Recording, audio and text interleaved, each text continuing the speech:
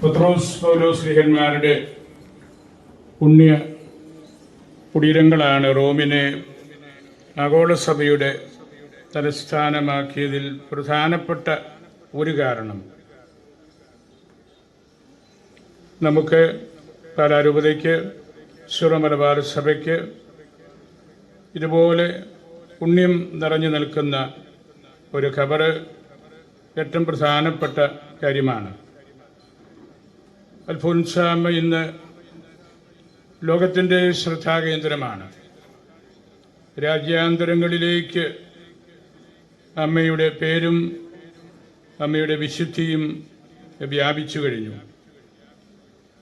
ആ ഒരു വിശുദ്ധിയുടെ പ്രഘോഷണമാണ് ഇന്ന് ഇവിടെ നമ്മൾ വീണ്ടും ഓർക്കുന്നത്, അല്ലെങ്കിൽ ആരംഭം കുറിക്കുന്നത്. അൽഫോൻസാമ്മ ഒരർത്ഥത്തിൽ പറഞ്ഞാൽ മറഞ്ഞിരിക്കുന്ന ഒരു ആത്മീയതയാണ്. ലോക ബഹുമതികളിൽ നിന്ന് മറഞ്ഞിരിക്കാൻ ആഗ്രഹിച്ച അമ്മയെ ദൈവം മലമുകളിൽ പണിത പട്ടണമാക്കി മാറ്റിയിരിക്കുകയാണ്. പീഠത്തിൽ കത്തിച്ചു വെച്ച വിളക്ക് പോലെയാണ്. സൃഷ്ടികളെ മറന്ന് സൃഷ്ടാവിനെ സ്നേഹിച്ചവളാണ് അൽഫോൻസാമ്മ. സൃഷ്ടവസ്തുക്കളുടെ ആകർഷണത്തിൽ കുടുങ്ങി സൃഷ്ടാവിൽ എത്തിച്ചേരാത്ത നല്ലൊരു പറ്റം ആളുകൾ ലോകത്തിലുണ്ട്. അവർക്കെല്ലാം ഈ അൽഫോൻസാമ്മ ഒരു പുത്തൻ ഉണർവ് നൽകും എന്നതാണ് നമ്മളുടെ എല്ലാവരുടെയും പ്രത്യാശ.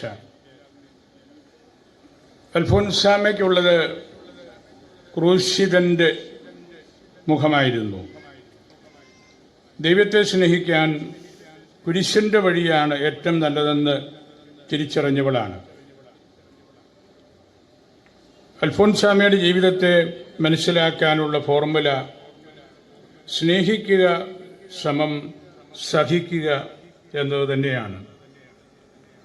ക്രൂശിതനോട് അനുരൂപപ്പെടാൻ സഹനങ്ങൾ ചോദിച്ചു വാങ്ങിയ പുണ്യവതി ആണ് അൽഫോൻസാമ്മ. കുരിശില്ലാതെ എനിക്ക് ഈശോയെക്കുറിച്ച് ഓർക്കാൻ കഴിയുകയില്ല. രോഗശയ്യയായിരുന്നു അവരുടെ വലിയ സുവിശേഷ പ്രഘോഷണത്തിൻ്റെ മണ്ഡലം എന്ന് നമുക്കറിയാം. അൽഫോൻസാമ്മയുടെ തിരുനാൾ ആത്മീയ പ്രാധാന്യമുള്ള രീതിയിൽ മാത്രമാണ് നമ്മൾ നടത്തുന്നത്. ഈ തിരുനാൾ വേറിട്ട ഒരു രീതിയിൽ ദൈവത്തോട് സംസാരിക്കാനുള്ള അവസരമായിരിക്കണം എന്നുള്ള നമ്മളുടെ ഉറച്ച നിലപാട് കൊണ്ടാണത്. യാമപ്രാർത്ഥനകൾ, പരിശുദ്ധ കുർബാന, പരിശുദ്ധ കുംഭസാരം തുടങ്ങിയ കാര്യങ്ങൾക്കാണ് നമ്മൾ മുൻഗണന നൽകുന്നത്. ദൈവികതയുടെ അവബോധം പ്രദേശ സമുദായസ്ഥിതമായ സ്വത്വബോധമായി വളരേണ്ടതാണ്. ഈ സ്വത്വബോധം കേവലം ഒരു ഗോത്രബോധം അല്ലെങ്കിൽ കേവലം പ്രാദേശികം എന്നതല്ല, മറിച്ച് ദൈവജനത്തിൻ്റെ ഒന്നിപ്പും ആ ദൈവജനത്തെ ദൈവാരാധനയിൽ കോർത്തിണക്കുന്നതുമായ അത്ഭുതകരമായ ഒരു അവസ്ഥയാണിത്. ഏകാഗ്രതയും താപസഗുണവും സാത്വിക ഭാവങ്ങളും പ്രാർത്ഥനാമന്ത്രങ്ങളും വഴി സഭയെ റീവലറൈസ് ചെയ്യാൻ സാധിക്കുമെന്ന് അമ്മ പഠിപ്പിക്കുകയാണ്. ആഡംബരങ്ങളുടെ അർത്ഥമില്ലായ്മ എടുത്തു കാണിക്കുന്ന തിരുനാളാണിത്. ആഡംബരങ്ങൾ വളർച്ചയല്ല, അത് തളർച്ചയും വിളർച്ചയുമാണെന്ന് അൽഫോൻസാമ്മ നമ്മോട് സംസാരിക്കുന്നുണ്ട്. ഈ ബോധ്യം നമുക്കെല്ലാവർക്കും ആവശ്യമാണ്. വിനയവും ലാളിത്യവും നിലനിൽക്കുന്ന ഗുണങ്ങളുടെ ഒരു ലോജിസ്റ്റിക്സാണ് ഈ തിരുനാൾ വഴി ഈ രൂപതയും നമ്മുടെ സഭയും സ്ഥാപിച്ചെടുക്കാൻ പരിശ്രമിക്കുന്നത്. അൽഫോൻസാമ ഒരു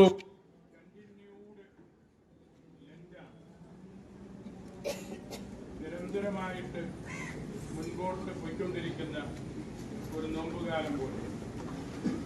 അമ്മയൊരു ഓൺഗോയിങ് പെന്തക്കോസ്റ്റാണ്. എന്നും എല്ലാ അവസരങ്ങളിലും നവീകരണം ഉണ്ടായിരിക്കണം എന്ന നമ്മോട് സംസാരിക്കുന്ന അമ്മ.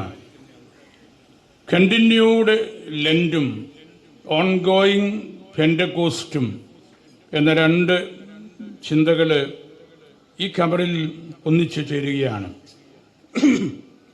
സമൂഹത്തെ സ്വർഗോന്മുഖമാക്കി നിർത്താനുള്ള വലിയ പരിശ്രമമാണിവിടെ. അൽഫോൻസ കേന്ദ്രം സമാധാനത്തിൻ്റെയും തീർത്ഥാടനത്തിൻ്റെയും ആത്മീയ വിദ്യാഭ്യാസത്തിൻ്റെയും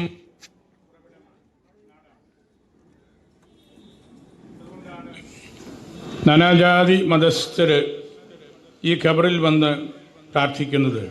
സ്വർഗത്തിൻ്റെ ഒരു അംശം ഇവിടെ കാണാൻ അവർക്ക് കഴിയുന്നുണ്ട്. എങ്കിലും നമ്മുടെ നാട്ടിൽ മയക്കുമരുന്നുമായി ബന്ധപ്പെട്ട വാർത്തകൾ നമ്മൾ കേട്ടുകൊണ്ടാണിരിക്കുന്നത്. അത്യന്തം വേദനാജനകമായ കാര്യങ്ങളാണതെല്ലാം. ഇന്നത്തെ ദീപികയിലും മനോരമയിലും മറ്റ് പത്രങ്ങളിലുമെല്ലാം പ്രസിദ്ധീകരിച്ച വാർത്തകൾ ഈ സാമൂഹ്യ വിപത്തിൻ്റെ ഗൗരവം സമൂഹത്തെ വീണ്ടും ഓർമ്മിപ്പിക്കുകയാണ്. ജനജാഗ്രത വളർത്തുന്നതിൽ സാമൂഹിക ഉത്തരവാദിത്വം നിറവേറ്റുന്ന പത്രങ്ങൾക്കും ചാനലുകൾക്കും ഇവിടെ ഈ സമൂഹം അഭിനന്ദനം അർപ്പിക്കുകയാണ്.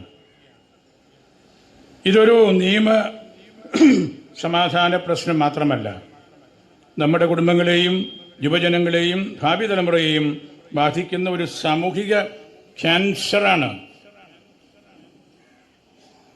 കേരള പോലീസ് മുൻകൈയെടുത്ത് നടത്തുന്ന ഓപ്പറേഷൻ തൂഫാൻ, അതിൻ്റെ തുടർ പരിപാടിയായി ശക്തമായി നടപ്പിലാക്കുന്ന ഓപ്പറേഷൻ തണ്ടർ നമുക്ക് ആത്മാഭിമാനം നൽകുന്നുണ്ട്.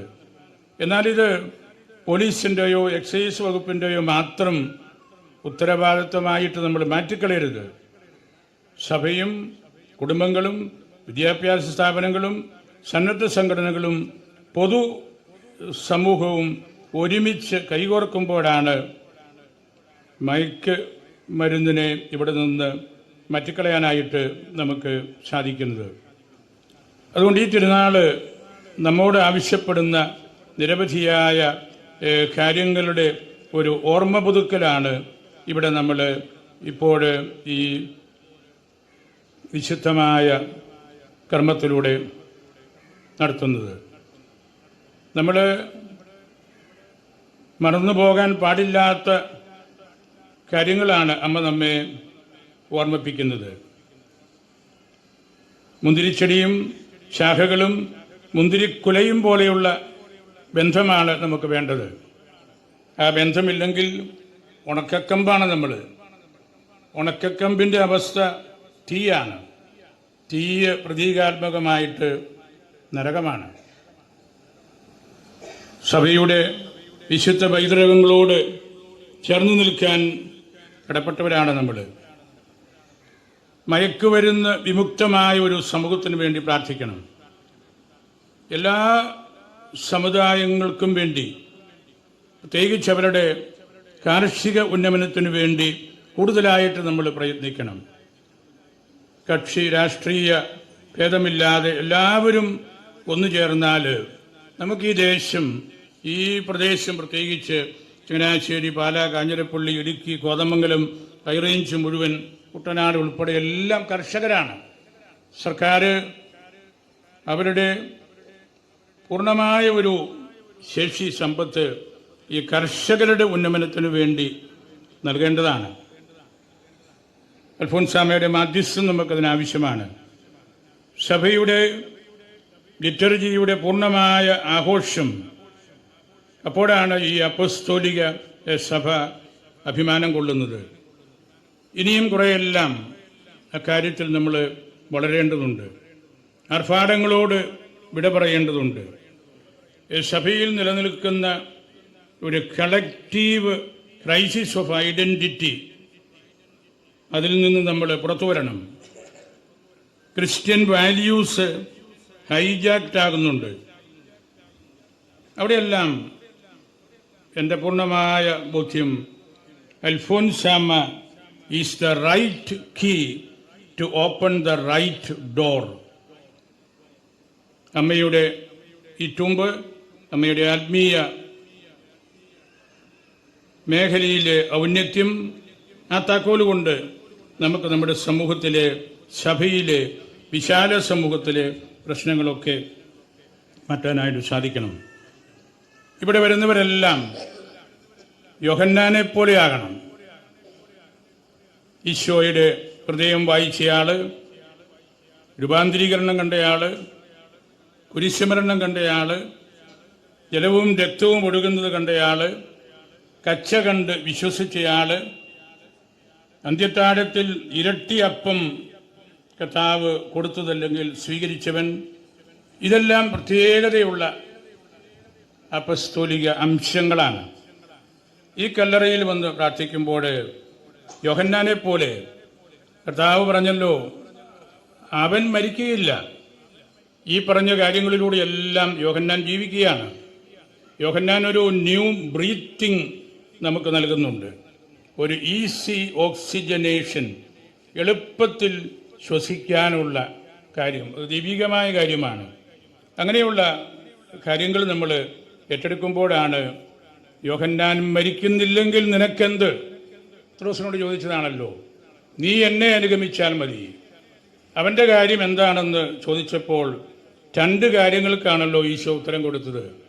നീ എന്നെ അനുഗമിക്കുക, നീ ക്രൂശിക്കപ്പെടും, നീ ഭരണം നടത്തേണ്ടവനാണ്, നിനക്ക് എതിർപ്പുണ്ടാകും, നിനക്ക് രക്ഷപ്പെടാൻ വേറെ മാർഗമൊന്നുമില്ല, നീ എന്നെ അനുഗമിക്കണം, നീ ക്രൂശിക്കപ്പെടുമെന്ന് തന്നെയായിരുന്നു.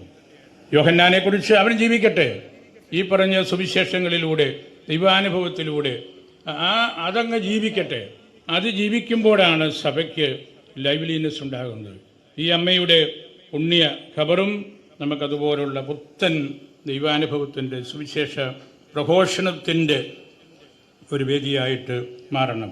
വളരെയേറെ നാളുകളായിട്ട് ഇതിനു വേണ്ടി ബഹുമാനപ്പെട്ട റെക്ടറച്ചനും അഡ്മിനിസ്ട്രേറ്ററച്ചനും ഇവിടെയുള്ള വൈസ് റെക്ടർമാർ, സ്പിരിച്വൽ ഫാദേഴ്സ്, കൊറോന വികാരി, എസ് അച്ഛന്മാർ, ഇവിടുത്തെ വോളണ്ടിയേഴ്സ്, കൈക്കാരന്മാരെല്ലാം കഠിനാധ്വാനം ചെയ്തതിൻ്റെ ഫലമായിട്ടാണ് നമുക്ക് വളരെ റിച്ചായിട്ടുള്ള ആത്മീയ വിരുന്നാണ് ഈ ദിവസങ്ങളിൽ ഒരുക്കിയിരിക്കുന്നത്. അത് നമുക്ക് അനുഭവിക്കണം, പങ്കെടുക്കണം. അമ്മ വഴി അച്ഛനിവിടെ പറഞ്ഞ പോലെ ദൈവത്തിൻ്റെ കൃപ നമുക്ക് ലഭിക്കണം. നമ്മുടെ ധാരാളം ആളുകൾ ഇതിൽ പ്രാർത്ഥനയ്ക്കായി വന്നിട്ടുണ്ട്. നമ്മുടെ വലിയ പിതാവാണ് അൽഫോൻസാമയെ അൾത്താരയിൽ എത്തിച്ചയാൾ, അതിന് യാതൊരു സംശയവുമില്ല. അതിൻ്റെ എല്ലാ കാര്യങ്ങളും പരിശുദ്ധ സിംഹാസനവുമായിട്ട് ആലോചനകൾ നടത്തി, നല്ല കറസ്പോണ്ടൻസ് നടത്തി, അമ്മ ഇന്ന് ലോകം മുഴുവനും അൾത്താരയിൽ വണങ്ങപ്പെടുന്നതിൻ്റെ പ്രധാന കാരണക്കാരൻ പള്ളിക്കാപ്പറമ്പിൽ വലിയ പിതാവാണ്. അതുകൊണ്ട് പിതാവിൻ്റെ സാന്നിധ്യത്തിന് നമുക്ക് വലിയ ആഹ്ലാദമാണുള്ളത്. നമ്മുടെ പ്രിയപ്പെട്ട കൊല്ലംപറമ്പിൽ പിതാവ് കൂട്ടത്തിലുണ്ട്. പിതാവ് അടുത്ത ദിവസം ഇവിടെ പരിശുദ്ധ കുർബാന അർപ്പിക്കും. പിതാവ് നല്ല മിഷണറിയാണ്. നമ്മളുടെ സിനഡിൽ പൗരസ്ത്യ സഭകളുടെ ഐഡൻറ്റിറ്റിയെക്കുറിച്ച് ആധികാരികമായിട്ട് സംസാരിക്കുന്ന ചുരുക്കം ചില പിതാക്കന്മാരിൽ ഒരാളാണ് കൊല്ലംപറമ്പിൽ പിതാവ്. അദ്ദേഹം നല്ലപോലെ പഠിച്ച് ഒരുങ്ങി നിർഭയത്തോടു കൂടി സിനഡിൽ നടത്തുന്ന ഇൻ്റർവെൻഷൻസ് സഭയുടെ ഐക്യത്തിന് കൂടുതൽ ഉപകാരപ്പെടുമെന്ന് എനിക്കുറപ്പുണ്ട്. ഞാൻ നിങ്ങളെല്ലാവരെയും, ബഹുമാനപ്പെട്ട MLA, പ്രൊവിൻഷ്യൽ അമ്മ, ഇതിനോട് ബന്ധപ്പെട്ട് ഇവിടെ നിൽക്കുന്ന ഓരോ വ്യക്തിയും എല്ലാവരും വളരെ പ്രധാനപ്പെട്ടതാണ്. വിശാല സമൂഹത്തിലെ ആളുകളും വളരെ പ്രധാന